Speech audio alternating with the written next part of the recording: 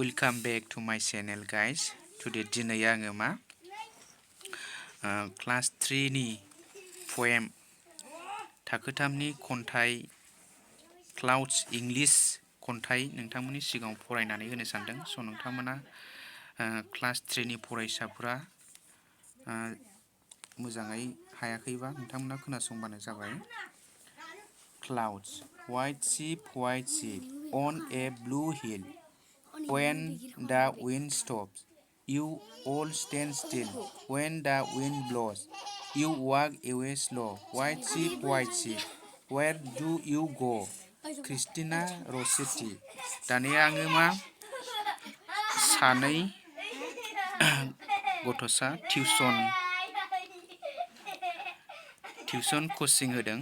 नोंथांमोननि सिगाङाव मोखासथ' फरायहोनोसै। नोंथांमोना खोनासंबानो जाबाय। Ready? Day now do. What is your name? My name is Clouds खन्थाइखौ मोखासथ' फरायदो दे। Clouds, white sheep on a blue hill. When the wind stops, you all stand still.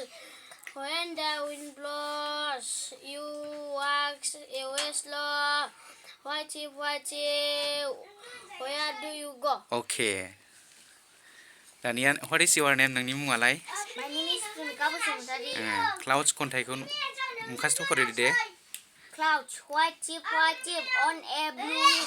When the wind stops, you all stand still. When the wind blows, You walk away slow. White sheep, where do you go? Okay. Thank you so much, guys.